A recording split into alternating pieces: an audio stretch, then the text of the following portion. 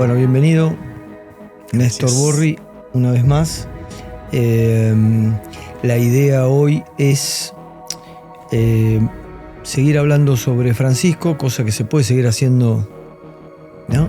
Y creo que también en algún punto él dejó, me parece, yo voy sintiendo eso también, dejó mucho para seguir conversando, pensando. Se preocupó, ¿no? por producir más allá de su más allá de su existencia física, me parece. Yo diría así, ¿no? Dejó dicho. Dejó dicho. ¿No? Es como un mensaje que queda. Sí. Dejó dicho, tipo también, como se puede decir coloquialmente, te dejó dicho que, ¿no? Sí. Y eso por un lado. Y la contrapartida de eso también me parece es está pendiente, digamos, ¿no? La lectura es un mensaje, el tipo de mensaje que Francisco trae, lleva o que pasa a través de él, o que él propone, como lo queramos ver. Tiene algo que como que queda pendiente, ¿no? En el sentido que es algo que se puede recibir después y que la relación de la recepción del tiempo, la recepción, el mensaje, y en particular, ¿sabes qué? Para cualquiera me parece, pero para Argentina especialmente. O sea, el desfasaje en la recepción de Francisco para Argentina vale más. Es una brecha mayor y al mismo tiempo una tarea y un pendiente, y como que está en disponibilidad de ser escuchado / leído. Así como, bueno, ya lo hemos hablado otras veces, ¿no? Que en el momento de su muerte, pero no solo de su muerte, sino me parece que sobre todo con la potencia de los gestos, también a ser descifrados y leídos del último tiempo, ¿no? Desde que se enfermó, lo internaron ahí, hubo como algo, y después con su fallecimiento, algo que hizo que ese mensaje pasara a inquietar un poco más. Ahora bien, sobre eso vale la pena, ¿cómo decirte? Además de escuchar, leer. Para el caso de que se hubiera escuchado, digamos. Porque lo que ha pasado, como pasa con mucho mensaje actualmente, es que es visto medio al paso, ¿no? Hay algo ahí que te produce una vivencia, que es capturado a veces por cierta cosa que conmueve, pero por otro lado está tironeado por una especie de retórica motivacional, una especie de trascendencia rara, ¿viste? Como pasa ahora cuando muere alguien, ¿viste? Como cuando ahora muere alguien, se pone que brille para él la luz eterna, que no sabe si es un tubo fluorescente, el túnel de qué, ¿viste? Son esas cosas que están tomadas por un registro que está bien, es la cultura, pero bueno, justamente es la cultura y le falta como espesor. Y después pasa otra cosa, que los escritos quedan, algo de las características, me parece, del registro en que él habla, y que, mal o bien, con distintos tonos y con distinta suerte, la Iglesia propone. Si hay algo que tiene la Iglesia, para bien y para mal, es que habla para tiempos largos. Claro. Habla para tiempos largos. No habla para la inmediatez de las noticias. A veces sí, pero no se queda ahí. Entonces pasa eso. Y después, déjame decirte una cosita más. Y después pasa que van quedando los textos. Este año son 10 años de la encíclica Laudato Si, 5 años de la Fratelli Tutti, que seguramente hoy vamos a hablar de eso. Y bueno, y entonces van quedando los documentos. Y después pasa una cosa más. También es dos, diría yo. Una es que vos decís, bueno, sacado a Francisco, ¿no? De la escena mundial, ¿a quién escuchás? ¿A quién lees? De la escena política, de la escena espiritual, de la escena de la reflexión sobre lo que pasa en el mundo. Y después está otra cosa que lo comparás un poquito con su sucesor, ¿no? Yo no necesito decir nada, cada cual puede ver. Me parece que la presencia del Papa León, bueno, permite ver que era Francisco también. Cada cual puede hacerse su propio. Yo no necesito hacer valoraciones, pero que la diferencia está, con continuidades y con diferencias, ¿no? Y bueno, eso va estando, y ahí estamos, me parece, para escuchar, para leer, y con ese pendiente que es una invitación, es una exigencia, y bueno, es una posibilidad. Claro, porque yo pensaba, ¿no? Bueno, en ese sentido, Francisco, sus intervenciones, también sus interlocuciones, más acá, particularmente acá en Argentina, casi inevitablemente quizás, fueron incorporadas al régimen de la actualidad, ¿no? Claro. Al régimen de la noticia, Claro. y por supuesto de la grieta, y etcétera, etcétera. Insisto, en Argentina era bastante inevitable, digamos.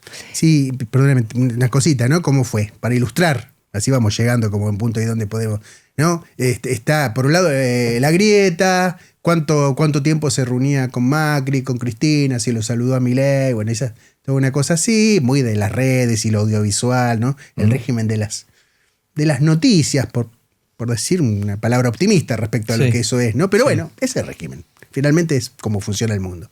Y después como las frases hechas. No digamos banalidad. Claro, pero bueno, ¿eso qué es? Lo que fuera que sea, es lo que hay. Y después estas otras cosas que, bueno, a ver, digo 3. Hagan lío, nadie se salva solo, tierra, techo y trabajo. Uh-huh. Perfecto. Pero la mayoría nos hemos quedado, tenemos el riesgo de quedarnos solo en eso. ¿Está mal? No sé si está mal. ¿Es un desperdicio? Sí, me parece que sí. O sea, que es una macana quedarse solo en eso. Porque más allá que cómo es propuesto eso en el discurso, en el mensaje de Francisco, como bien decís vos, queda capturado en una cosa que al final es como... ¿no? Es como esos carteles en letra de molde, ¿viste? Que son como frases motivacionales que en realidad son como una especie de mandatos medio... Sí. Sería un desperdicio quedarse en eso. No, es que me parece que empieza a emerger y a aparecer con claridad que su palabra y su pensamiento abarcaban y apuntaban a cuestiones no tan circunstanciales, digamos, ¿no? Sí, sí. No, y también no eran simples posteos en redes, digamos. Exacto. Sí, de hecho, además, los posteos en redes... Claramente, Francisco era un tipo que no es que no tenía redes, no tenía televisión. Entonces el Vaticano tenía su community manager para eso, pero bueno, está bien porque es una manera de estar presente. Ahora, ¿qué me parece también para poner un poco por la positiva? Me parece que mucha gente, yo me muevo por lo que nosotros hacemos en Factor Francisco, en el Centro Nueva Tierra, por lo que me toca hacer después de más o menos varios años y especialmente los últimos 6 de trabajar su mensaje. ¿Qué veo ahora? Que hay mucha gente, además toca justo en un momento del país como... ¿no? Muy, muy, muy doloroso, muy complejo, muy, muy, muy árido, muy grotesco en algunas cosas. Definitivamente. ¿no? Muy exigente. Y entonces veo mucha gente que tiene una preocupación genuina, digamos, por la política, por lo colectivo, por vivir una vida más o menos que valga la pena y tener posiciones con una cierta... Hay un libro de von Balthasar, que es un teólogo que seguía mucho... Francisco, que se llama Seriedad con las cosas. Uh-huh. ¿no? Y bueno, hay mucha gente nuestra que en medio de esta especie de circo exponencial quiere o no queremos tener un mínimo de seriedad con las cosas. Y también una preocupación me parece con algo que dijo León de Francisco y a mí me gustó, que fue algo muy fuerte de su mensaje me parece, una transmisión de lo que sería la sobriedad esencial de la vida. ¿no? Esa especie de sobriedad esencial que se manifestó en todo el camino del papado y probablemente si uno mira más largamente la vida de Bergoglio también, pero que en el último tiempo con la enfermedad fue como muy, muy, parecía como un fresco de Miguel Ángel sobre la sobriedad esencial de la vida.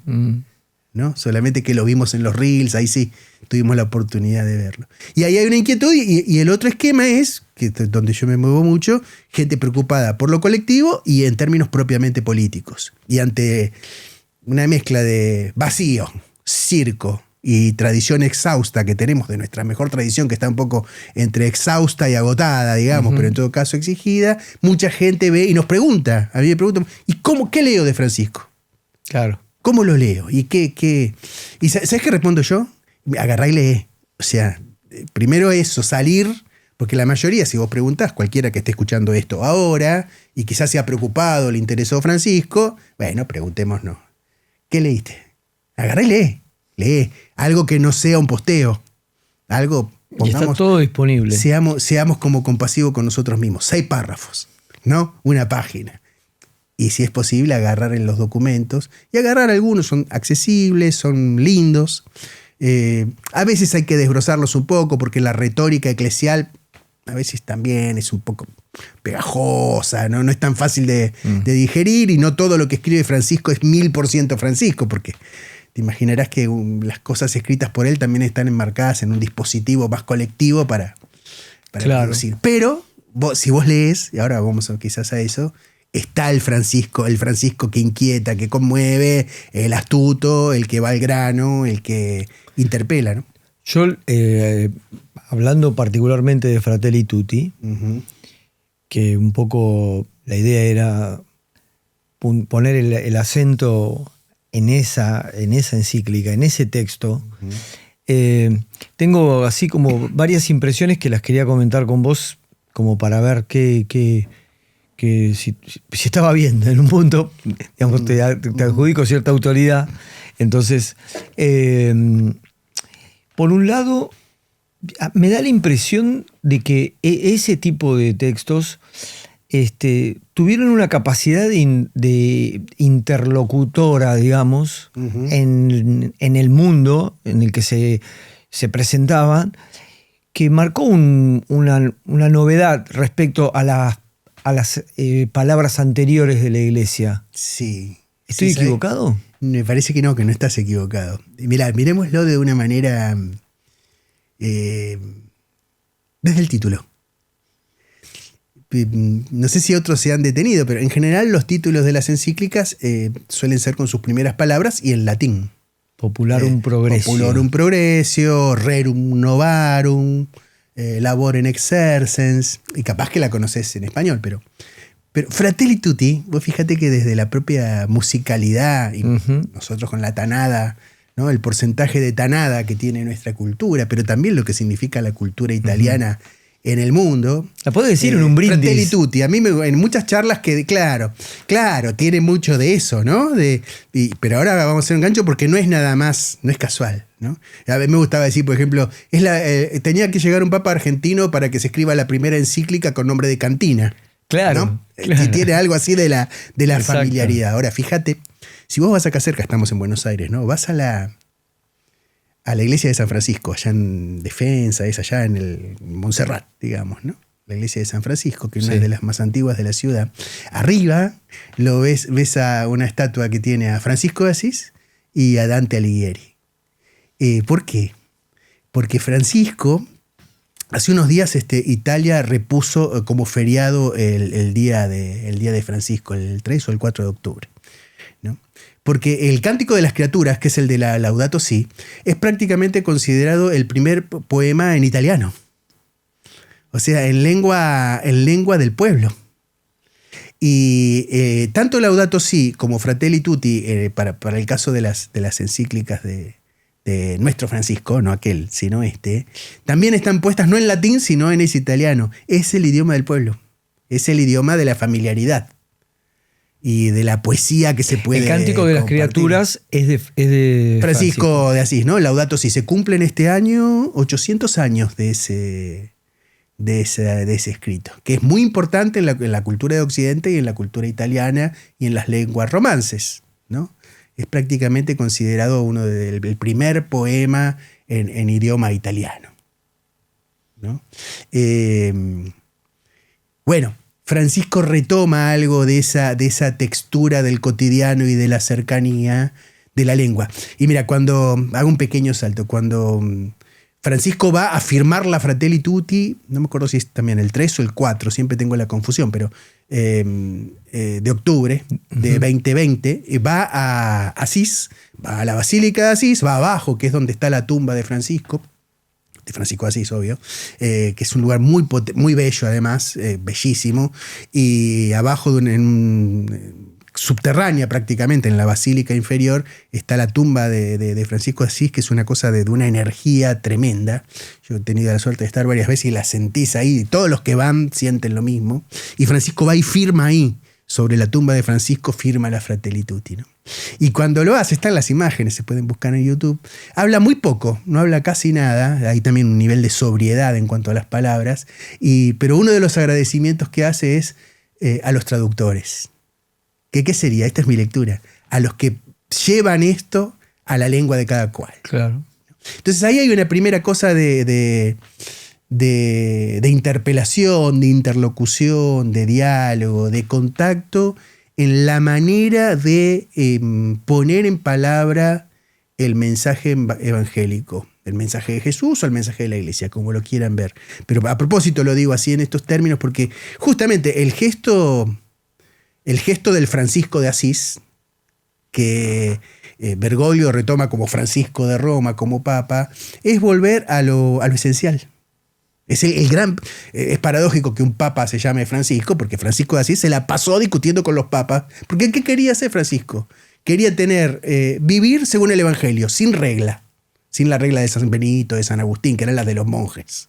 Quería tener una vida consagrada, pero que la regla fuera el mero Evangelio.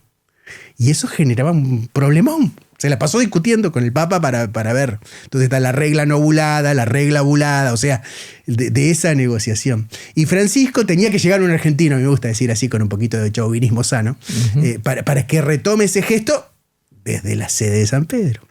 Y Fratelli Tutti, otra cosa, vamos al escrito. Es un escrito en la pandemia, ¿no? Escrito en la pandemia, ¿no? Aparte, cómo fue vivida la pandemia en Italia, en toda Europa, pero en Italia en particular fue vivida como probablemente empezó antes, ¿no? A escribirse que... Sí, bueno, eso, pero termina siendo... ahí lo menciona en el inicio, del documento. Y entonces es frente a un momento muy, muy, muy global y al mismo tiempo de reclusión, y es prácticamente visto en perspectiva para mí, uno lo puede ver para Argentina y con sus consecuencias, un momento equivalente a una guerra, ¿no? A una conmoción mundial. Y entonces ahí Francisco va, me parece, el Francisco Papa, a esta esencia de la hermandad de todos, ¿no? Porque además es un momento como de amenaza global donde cada uno podía sentir muy, muy, muy en la inmediatez esto. Pero trae al revés, una cosa que tiene que ver con Fratelli Tutti. La temática de la encíclica es la dimensión universal de la fraternidad o del amor. La amistad social. La amistad social. Es lindo, mira, a mí esto sería más como una postilla sobre cómo leer a Francisco en general. La primera sería esta el lenguaje de contacto, ¿no? Después ver, ¿qué diría? Perdón que hago una pequeña digresión, ¿no? Ver que a Francisco siempre hay que leerlo a contrapelo. Si vos lo mirás un poco en los videos y eso, Francisco está cuando tiene algo escrito y levanta la vista y habla él, ¿no? O sea, porque lo que decía recién, hay un dispositivo colectivo que él propone, controla de alguna manera o conduce, vamos a decirlo así, pero bueno, no es que el todo es de puño y letra última. Pero dentro de lo que hay, vos ves lo que es. En el escrito ves, leyendo a contrapelo, el Francisco posta, el Francisco esencial. Es muy reconocible en la Fratelli Tutti un montón. Ahora vamos a mencionar que. Entonces, leer a contrapelo, esa es otra, ¿no? Y después me parece que otra cosa para leer, y ahí voy con lo de la amistad social, es esto. Francisco tiene la operación central de Francisco es la disyunción, como separa cosas. Separa, o sea, viste, parece que es más que une, pero separa, como distingue. ¿Viste? Por eso, y de ahí viene lo inesperado. ¿No? Y después lo último, el tema de lo vertical y lo horizontal. Mira esto, lo podemos decir con Laudato Si y con Fratelli Tutti, pero se puede decir con todas. Vos decías recién la amistad social. ¿Por qué hice esta digresión cuando vos dijiste lo de la amistad social? La encíclica se llama Fratelli Tutti, sobre la fraternidad y la amistad social, ¿no? Entonces, fraternidad es horizontal, pero amistad es vertical. Mirá Laudato Si. Laudato Si. Bueno, también uno podría ver Laudato Si, cántico de alabanza, es vertical. Fratelli Tutti es horizontal, ¿no? Y en Laudato Si, sobre el cuidado de la casa común. Cuidado horizontal. Casa vertical. Común horizontal. O sea, yo creo que el aporte particular de Francisco es ponerle la vertical a la horizontal. Por eso, para la temática de Fratelli Tutti, que por la resonancia de Fratelli uno asociaría más a la fraternidad, el agregado de amistad social, que además es un sintagma de política argentina, ¿no? Amistad social. Es Perón. Sí. ¿Qué le vamos a hacer?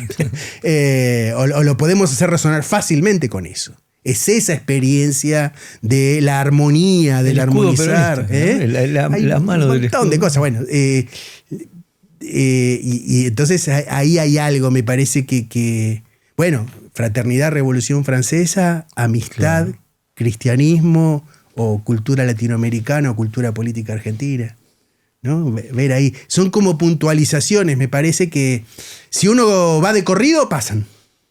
Pero si uno se detiene un poco y profundiza, encuentra. Sí, ahí, ¿no? Eso que decís sí, porque se dice, ¿no? La Revolución Francesa y sus banderas, la fraternidad habría quedado pendiente. Sí. Y yo creo que él retomando esa palabra también sabe que está dialogando con, sí, claro, con esa agenda de la modernidad inconclusa, ¿no? Claro, con dos cosas, ¿no? Por lo menos con dos cosas de eso. Uno es la dimensión universal de eso. Claro. ¿No? La dimensión que llega hasta los últimos y que incluye a todos. Y después esta otra dimensión más, que no es la fraternidad abstracta, sino la amistad práctica concreta. Claro. ¿No? Ese me parece que es como el movimiento de la encíclica. Y a mí hay una cosa que me parecía interesante,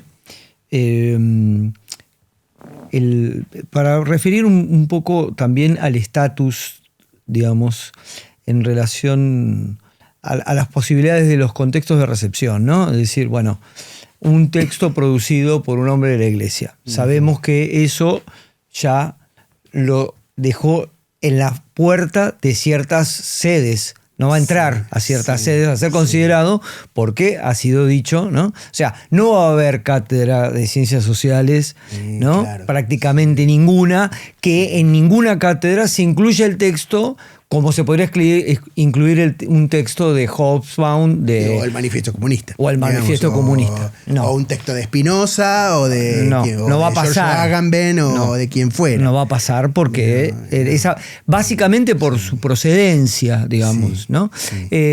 Ahora, me llamaba la atención el otro día también en el encuentro que se hizo donde ustedes de alguna manera reseñaban, bueno, presentaban 3 libros, pero que también tenían mucho que ver con la obra de Francisco. La referencia a los referentes, perdón, ¿no? Ustedes me hablaban de los referentes intelectuales de Francisco, ¿no? Sí. Y acá me llamó la atención que está presente, porque chusmeando un poco a Michel de Certeau, él plantea la cuestión de las periferias, ¿no? Sí. Y me parece que en Fratelli Tutti hay un concepto que funciona de alguna manera como el que contrapesa la noción de fraternidad y amistad social, que es el de periferia, y cómo caracteriza a las posibles periferias. Sí, claro, o sea, en esto de plantear como la dimensión universal de la fraternidad, la dimensión de apertura, las periferias aparecen como una especie de termómetro de eso. Claro. ¿No? O sea, ¿cuál es el riesgo de la fraternidad? Que sea la fraternidad de algunos, considerados más ciudadanos y hoy más humanos o más ilustrados. Es una invitación, ¿viste? Francisco en eso, con el tema de las periferias, ha insistido a lo largo de todo su papado, porque es un concepto central en su pensamiento, en su posición, en su sabiduría, digamos, en su propuesta. Siempre en general, además, nunca ha dejado, en ningún lugar que vos encuentres periferia dicho por Francisco, él va a dejar de dar una vuelta de tuerca más y decir siempre geográficas, sociales, existenciales, a veces agrega culturales. ¿Por qué?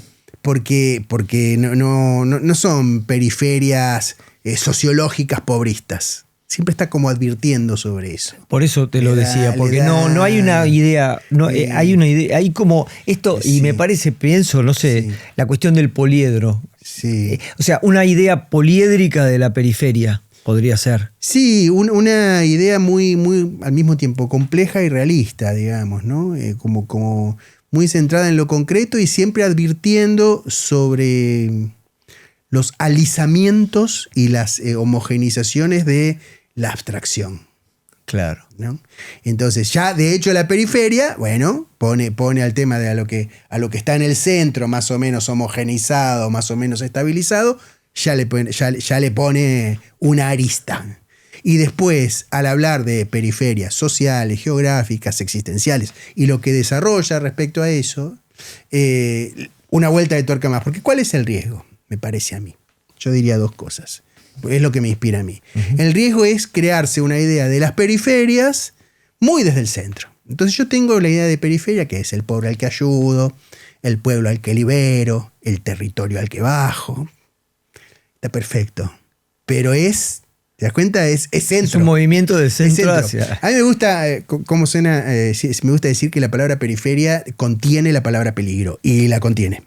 Si uno mira cómo se dice peligro en italiano, por ejemplo, pericoloso, ¿no? Ese peri que está en peligro es el mismo de periferia, es el mismo de experiencia. Claro. Es ponerse a prueba. Perímetro, ¿no? Perímetro, es ponerse a prueba, ¿no? Perito también, pero es probarse. Probarse que es exigirse, es exponerse. Entonces a esas periferias, yo creo que para la cultura argentina, para la mejor tradición de la cultura argentina en torno a la justicia social, la inclusión, etcétera, como la indicación, esto no es que está puesto así literal en la Fratelli Tutti, pero si uno lee, lo encuentra, es decir, bueno, la periferia para la periferia posta, la que constituye riesgo conceptual, práctico y ético, ¿no? Ese tipo de apertura. Sí. Bueno, en la encíclica Francisco menciona varias cosas, pero cuando vuelve a referirse a Francisco de Asís, habla de un episodio no muy conocido de la vida de Francisco de Asís, que en un momento Francisco de Asís, perdón, siempre tengo que hacer el trabalenguas porque son dos Franciscos, va a visitar al sultán porque quiere detener las cruzadas. O sea, sí, detener las matanzas que se derivan de las cruzadas, ¿no? Entonces uno se imagina siempre a Francisco de Asís con los pajaritos, porque sobre la figura del santo tan potente hubo como un proceso también de pasteurización, sí, y en el mal sentido, de empequeñecimiento, que parece que es una especie de New Age con pajaritos y lobos amansados, pero ahí pone a Francisco de Asís yendo a hablar con el sultán del Cairo, ¿no? Y a dialogar por una cuestión de un problema. Probablemente en ese momento el problema geopolítico más importante que se daba en el viejo mundo. Es como si hoy fuera, no sé, ¿a dónde? ¿A Palestina? ¿A Ucrania? ¿A China? ¿No? O sea, no es nada más un santo bondadoso, ecologista y místico, ¿no? Y entonces esas son las salidas, ¿no? Ir a los lugares donde la vida se cuece y fermenta y hierve y sangra. Y ese es el tipo de periferia al que invita a ir Francisco. El nuestro, digo, el Papa. Sí, un corrimiento, ¿no? Sí. Propio, sí, inclusive. Un exponerse. Un exponerse, sí. Un exponerse. Una periferia que te exponga. Y a mí me parece que hay otro movimiento que también está en el texto y que, bueno, esto que vos decís de cómo va a ver al San Francisco va a ver al sultán. Sí. Pero él toma como un referente al imán intelectual al imán. Cayet creo que se llama. Sí, ahí hay otra mirada del Francisco Papa tremenda. A mí me gusta decir Papa del 2 siempre, porque siempre, no por nada estuvo a la intuición de la cultura popular los dos papas. A mí me gusta decir es un Papa del 2. Porque mira, en Laudato Si dice, me inspiré en esta, para escribir esto, y es cierto, porque me inspiré en Bartolomé, el patriarca de Constantinopla, digamos, el principal patriarca ortodoxo, de los ortodoxos griegos, pero el de Constantinopla es considerado como primus inter pares, porque Bartolomé tiene una mirada histórica, es patriarca hace mucho tiempo, sobre el tema ecológico. Me inspiré en esto. Después, en la Fratelli Tutti, justamente dice, me inspiré o trabajé, porque él firmó antes de eso, firmó con el imán de El Cairo un documento sobre la fraternidad humana. Entonces, recogiendo esa experiencia, dice, la quiero plasmar en esto, ¿no? Siempre como siempre como hay otro de por medio, ¿viste? Siempre hay un segundo con el que hace tensión. Por eso me gusta decir siempre Papa del 2, ¿viste? lo podés mirar más en la secuencia de los documentos. El primer documento que Francisco firma es un documento escrito por Benedicto, Lumen Fidei. Vos lo lees ese documento y encontrás, lo firmó, ¿no? Y le agregó cositas. Si alguien quiere hacer un ejercicio, digamos, filológico, que sería, descubra las frases del Papa argentino en el documento escrito por el teólogo alemán, porque Ratzinger era el mejor teólogo de su generación. No hay que tampoco caricaturizarlo como meramente conservador, etcétera. Un gran teólogo, ¿no? Y vos tenés que ver el Papa, este Papa nuestro que no era teólogo, le ves ahí. Entonces ahí también del 2. Y ahora, si lo mirás ahora actualmente, que salió hace poquito, firmada por León, Dilexit Te, que es una encíclica, una exhortación pastoral sobre el amor a los pobres, es al revés, escrita por Francisco y firmada por León, ¿no? Entonces, así. Y antes Francisco, qué sé yo, tenía que escribir la exhortación final después del sínodo sobre la sinodalidad, dijo, no la voy a escribir, que se publique el documento del sínodo, o sea, el documento colectivo. Ahí hay unos gestos de ida y venida de la palabra que genera problema. Para la iglesia no es fácil procesar esas cosas. Pero genera una tensión interesante, que era su movimiento. Uh-huh. Y si me permitís una cosa respecto al movimiento del texto, del De Texto Fratelli Tutti. Uh-huh. Fratelli Tutti es una encíclica de 8 capítulos. De 8 capítulos. Y hay que leerla así, lo tengo por ahí anotados, pero no los vamos, para no aburrir a quien escucha. Pero si mirás cómo es la estructura, está escrita como una especie de díptico. O sea, los del centro que son el 4 y el 5, ¿no? Si uno lo doblara por la mitad, los 8, acá te quedan el 4 y el 5. El 4 es un corazón abierto al mundo y el 5 es la mejor política. Pero si vos mirás, por ejemplo, el 1 son las sombras de un mundo oscuro, uh-huh. Y el 8, que es el último, es el rol de las religiones en el mundo.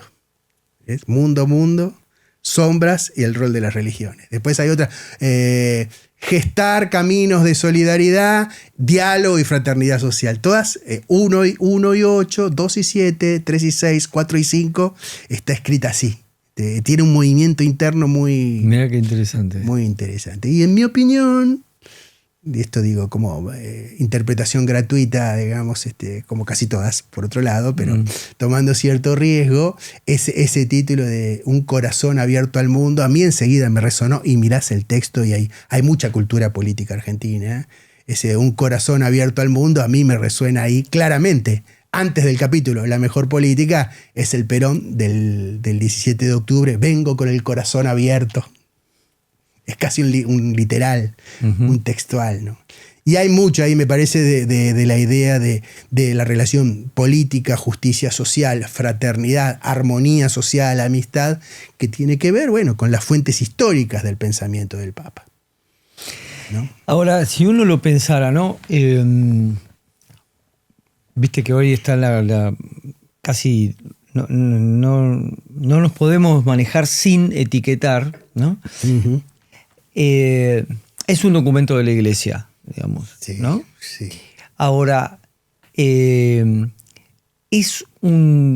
dirías? ¿Que es un documento, que es un material para pensar la acción política, la acción para pensar la sociedad,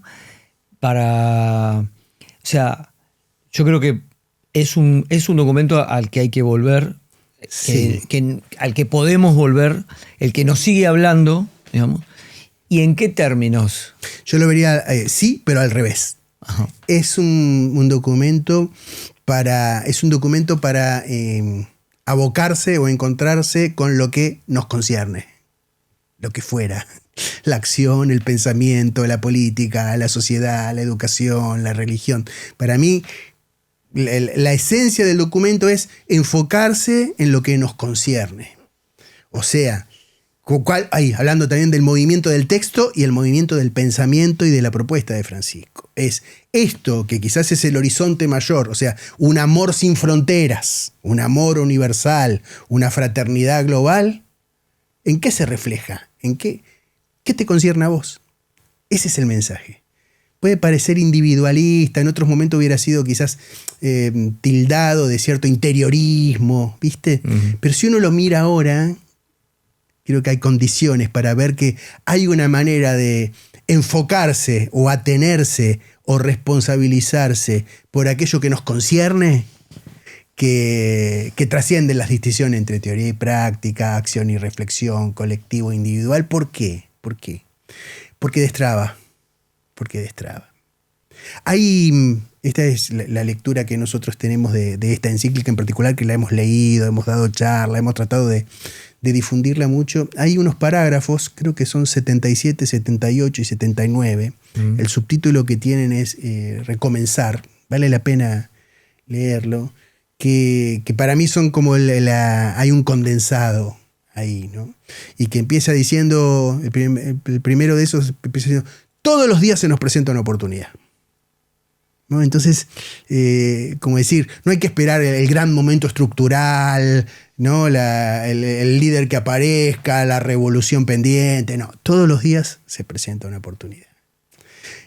Como viene de la reflexión bíblica, que es la que organiza toda la encíclica, que es la del buen samaritano, sí. La oportunidad esa es, ¿qué haces vos cuando te encontrás a alguien en el camino?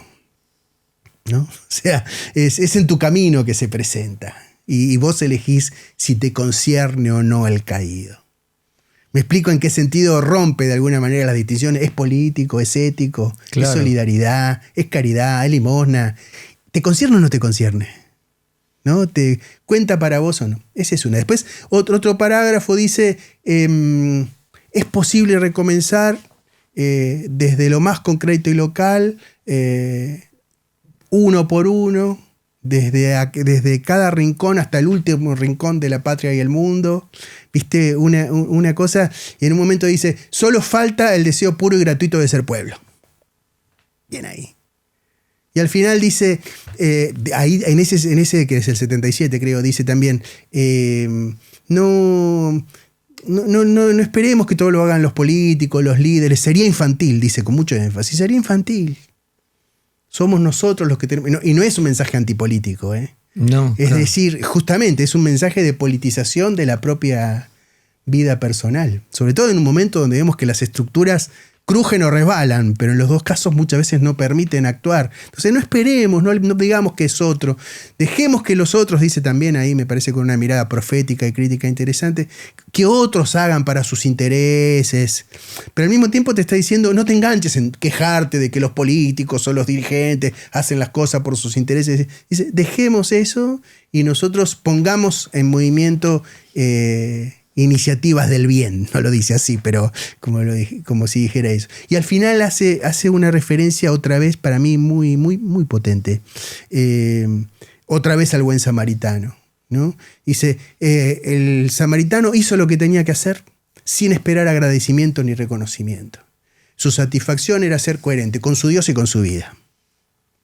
¿Viste? Y entonces ahí me parece que hay una cosa... Si no me equivoco, ahí también hay algo interesante porque sí. Jesús entra en contacto con el samaritano, ¿no? Sí. No. A ver, pero ¿qué es lo que pensás? No. Porque el samaritano es una narrativa. No, Jesús no entra en contacto ahí con el samaritano. Pero no hay ahí... Por ahí estoy equivocado. A ver, adelante. Pero la idea de que sus seguidores, sus apóstoles, se sorprenden ante el intercambio que él tiene. El samaritano era alguien con quien no se tenía contacto. Es así, pero es así, ¿no? El buen samaritano es una parábola. Es un cuento que responde a una pregunta que le hace a alguien. Porque la gente se acercaba a preguntarle, bueno, ¿y cómo? ¿No? Era también un cuestionamiento y al mismo tiempo una demanda a Jesús de tener respuesta. Y la pregunta ahí es, ¿quién es mi prójimo? ¿No? Alguien le pregunta. Y entonces Jesús cuenta esta historia donde es un samaritano que es un extranjero, un hereje, un apóstata, alguien considerado como una categoría de subciudadano, aunque subhumano, una especie de supersticioso, y ese es el que en la historia en la que pasan de largo frente al caído que está en el camino, pasa de largo un sacerdote y pasa de largo un especialista en leyes, el samaritano es el que se detiene. Entonces, claro, para sorpresa de los que oyen, el héroe, para decirlo de alguna manera, o sea, el protagonista que realmente pone en práctica la proximidad, llamémoslo así, no es el bueno, es el despreciado, ¿no? Eso es un poco la sí. parte de la... Bueno, está ahí, ¿no? ¿Cómo decirlo? Novedad, revolución, Sí. bueno. Es la disyunción que te decía antes. Pero lo que ¿viste? produce Jesús, ¿no? O sea, ante su entorno, rescatando a alguien condenado socialmente, Claro, digamos. claro. Sí, no quiero poner los equivalentes actuales para no reproducir prejuicios, pero uno tiene que pensar, bueno, a alguien que nosotros despreciamos políticamente, socialmente, culturalmente, lo que fuera, socioeconómicamente, como fuera. Bueno, ese es el que en la historia que narra Jesús, el protagonista de que ejerce la fraternidad y la amistad social, para decirlo en los términos de la encíclica. Y no es menor esto, yo digamos creo que ahí hay algo a recuperar, que es ese gesto, ¿no? Ese gesto de poner en valor a quien nosotros estamos acostumbrados a considerar absolutamente negativizado, digamos. Sí. Y más allá después de cómo lo traslademos a la actualidad, ¿no? Es recuperar esa sensibilidad y ese momento, y sobre todo de quienes lo están escuchando a Jesús, que consideren que su palabra es válida, Sí. y él trae este gesto. Sí, pero además, sí. una cosa, digo, Sí. que esa parábola organice Fratelli Tutti. Sí, ahora digo una cosa sobre esa parábola y sobre la reflexión sobre esa parábola. Pero déjame decirte una cosa más sobre la figura del samaritano. Tampoco hay una idealización del distinto, porque el buen samaritano es buen porque hace lo que tiene que hacer, no porque es samaritano. Claro. ¿No? O sea, ¿qué es lo que se trata de destacar? ¿Quién es mi prójimo? ¿Quién actúa como prójimo? Bueno, el que lo hace. No es una especie de moral abstracta, previa, no está relacionada con la identidad, sino que a pesar de la identidad, el gesto concreto es el que desata un proceso distinto. Se me ocurren tantas oportunidades a las cuales no podemos hacer eso, porque no podemos primero ver... ponemos la identidad. Claro. Porque ¿cuál es nuestra primera cosa? Es ¿qué es? ¿No? Es como esa especie de imperialismo del es. Sí. ¿Qué es? ¿Es compañero? ¿Es buen ciudadano? ¿Es militante? Ese es de la identidad. Y entonces... No podemos escuchar. Bueno, no podemos terminar de ver, no te podemos ver que se desate lo que pasa, lo que se presenta, lo que se hace. O en todo caso es una advertencia sobre eso, ¿no?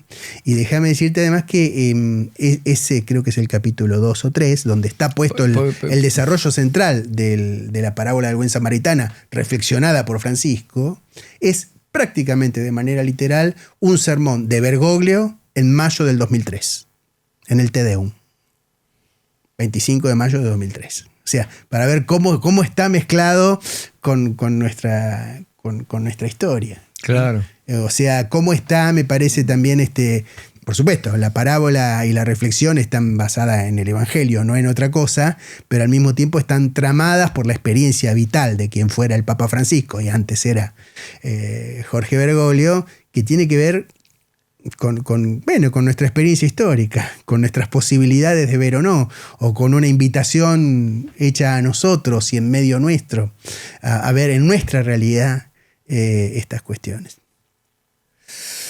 Bien, me quedan, porque leyéndolo también está, entre otras cosas, ahí se ve muy a Bergoglio, y hay un Bergoglio muy debatiendo en su presente y en el presente nacional, su énfasis en la memoria histórica, ¿no?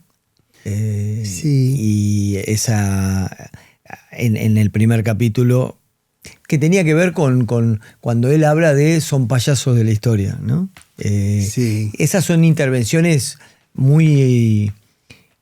Bueno, que tenía que ver con cierta performance de él, ¿no? Con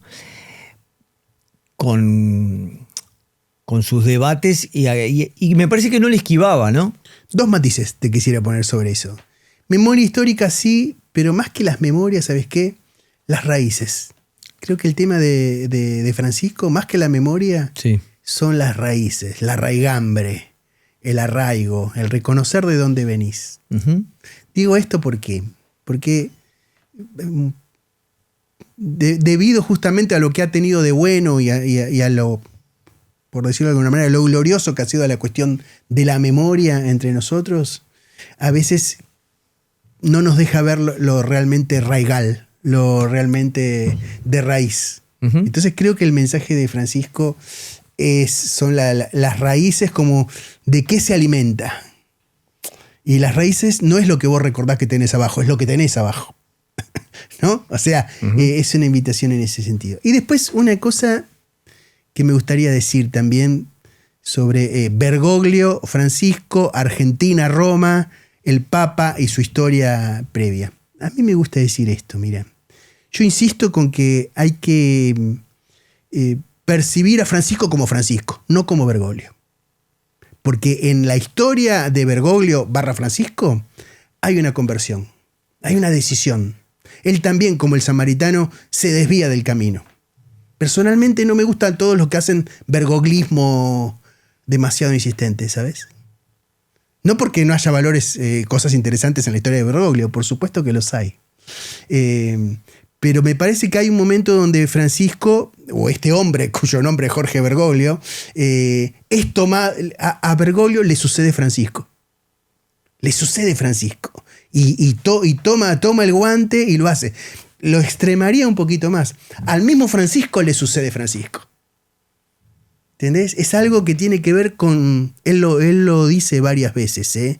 Dice, y bueno, son cosas que me salen, que me inspiran en el momento. Y eso es un poco también de dejarse interpelar por lo que sucede y hacer lo que uno entiende que tiene que hacer en ese momento, con un margen incluso de no saber, de pálpito.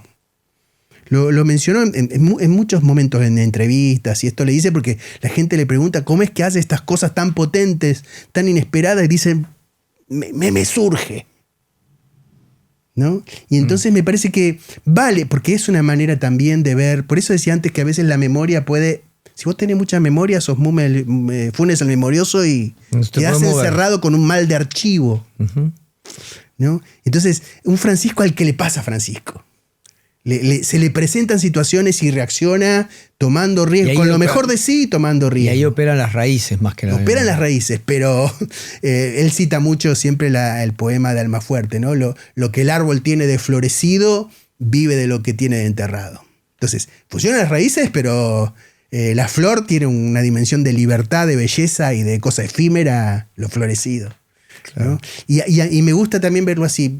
Yo esto que decía que Francisco es algo que le sucede a Bergoglio, que le sucede a los argentinos, que le sucedió a la iglesia, que le sucede al mismo Francisco. Y me gusta ver así más Francisco como, yo lo veo así, como una especie de estrella errante. ¿Viste? En vez de ponerlo en las series, ¿qué series lo podríamos poner? Bueno, viene Juan Pablo II, viene Benedicto, viene Juan Pablo I, Juan Pablo II, Benedicto, Francisco, León. Entonces lo ponen en la secuencia y comparás la evolución, los retrocesos. La otra serie sería, otros ponen San Martín, Rosas, Perón, Francisco. Qué sé yo. Y otros pueden decir, o podemos decir también, claro, porque valen, como esta que voy a decir ahora, claro que vale Bergoglio, Francisco, claro que vale. Esa es una manera de verla. Pero es más lindo verlo así como si fuera como super, ¿viste? Como una estrella errante. Como algo que pasa por un momento y que vale así. Y que por eso interpela. O sea, no apresurarnos a hacer historiografía con Francisco. Dejarlo ser histórico. ¿Me explico la diferencia? O sea, algo para poder rescatar algo que me parece que humildemente siento que es coherente con el tipo de mensaje, de gestos y de señales que él dio. La serie de las estrellas errantes. Sí, pero bueno, es una paradoja, serie de las estrellas errantes. Las estrellas errantes son medias únicas. Sí. ¿No? Por supuesto que hay muchas, pero no hacen serie en un punto. Claro. Suceden. Entonces, al leer y volviendo Fratelli Tutti, o al leer, digamos, la trayectoria de Francisco, las imágenes, lo que podemos encontrar en las redes, cual fuera el acceso que tenemos al leer, ver ese momento donde pasa la estrella errante. ¿No? Ese momento donde hay algo de la palabra, del gesto, de la intención o de la inquietud o de lo que no entendés que te toca. Por ese lado me parece que vale la pena leer, estar atento a esas señales.